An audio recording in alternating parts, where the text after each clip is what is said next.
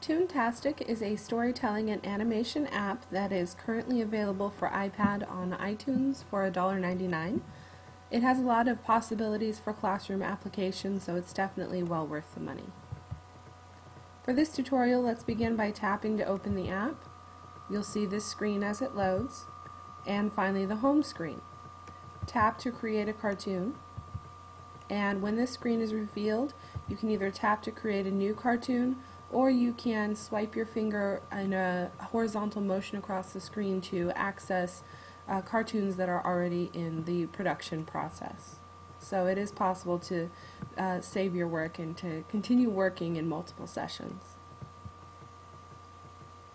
Once you select your cartoon option, in this case I chose the begin a new cartoon, a helpful app narrator begins to explain how the app works and explain the story arc that is shown here. To skip the narration, you can go ahead and click on the X in the circle in the top left hand. If it's the first time your students have used the application, I think you would find it beneficial to let them listen to it in groups or individually, or you could even go ahead and show the narration portion on the LCD projector on your iPad. Once you're in the project, you would just begin in any frame. You don't have to start at the beginning, but for this tutorial we'll go ahead and start in the setup frame. You can see that this story arc is similar to the plot structure that's taught in our current curriculums, and so the setup frame would be similar to what is called the basic situation or the exposition. Once you click on that, you can click the green paintbrush to go ahead and begin editing. If you ever don't like a scene, all you have to do is tap once and click on the red trash can to delete it and begin again. So once you click the paintbrush, the frame zooms in and it allows you to either draw your own setting or to choose from some pre-made settings that come loaded with the program. The great thing is that once you build your own setting, that setting is stored within the program so you can come back to it and use it again. For this tutorial we'll go ahead and draw our own, although do keep in mind that you could access the other settings stored in the program by swiping your finger in a horizontal motion across the screen. So tap to create, and a blank canvas is shown. There's a very simple toolbar along the bottom of the screen. You can adjust color here. So in this case I'll choose this sort of blue-green color. And then the paint can is sort of the filler option, so once you tap the paint can and tap the canvas, the entire canvas changes color. We'll go ahead and move the color option again, and this time use the paintbrush. You can size the paintbrush along a gradient. So I'll use a fairly large size paintbrush to be able to cover a lot of space. And just start filling in the setting. You can adjust the brush and the colors and begin to add some depth with other colors. If you make a mistake, you just simply hit this circle arrow button and it is the undo button. So you can correct your mistakes and keep moving forward. Something that I would point out to students is that you can create depth using multiple colors. And again, just using all those tools along the bottom, add the details that you feel would work best for your scene. When you're finished, tap to continue, the little green check mark.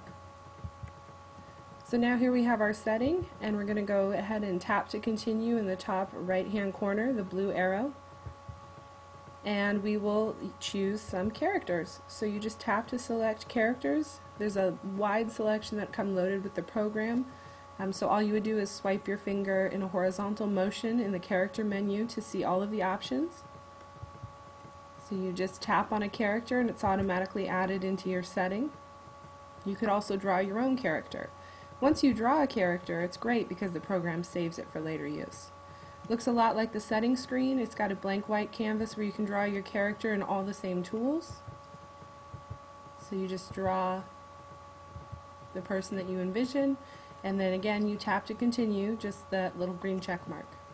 If you don't like what you've drawn, obviously you could tap the red X to get a new canvas and start over. Your character is automatically added, and you can see on the bottom in that character menu that it has been stored for future use as well. So we'll go ahead and tap to continue. And now we see our setting with the character options that we've chosen. You can move these character options around by simply tapping, holding, and dragging the character. The pre-made characters have some built-in animation features, so you can make it look like the characters are walking. Their arms move a little bit, and the horse, for example, could look like it's running. Characters that you draw for yourself have very minimal animation properties. But this is the great part, is that once you're ready to start animating, all you do is click to start animation. Also, a quick note is that if you would like to edit a character or get rid of a character that you've realized you don't need for a scene, all you do is tap and hold on them, and you can either click the paintbrush to edit or click the trash can to get rid of them. So we'll go ahead and tap to start recording, and it'll give you a 3-point countdown and then the word action. And then you can move your characters back and forth by tapping and holding and dragging them across the screen. You can also execute a pinching or spreading motion to make them grow larger or smaller in size. For this step, it would be best to have students maybe work together in partners or even a small group and lay the iPad flat on a desk so that more hands can reach it. And then once you're done animating, you just hit stop animation. I should note that once you hit stop animation, there's a quick instant replay of your scene and what it'll look like, and then it takes you here to the music screen.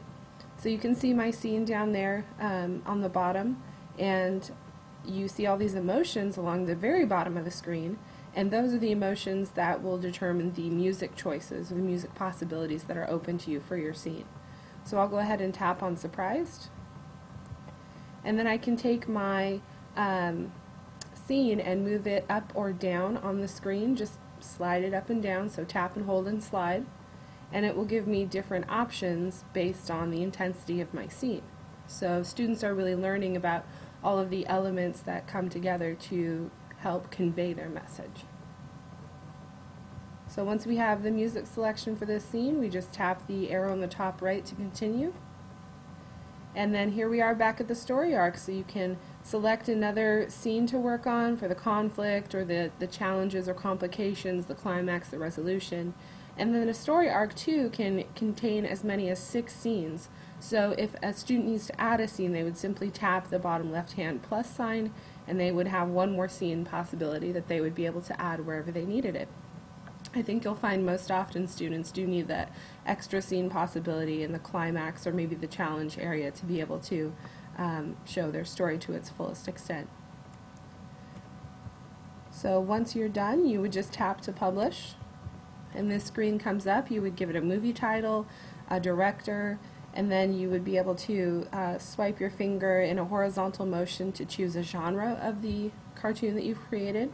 And then you can go ahead and click share this cartoon on YouTube, or sorry, not YouTube, but Toontube.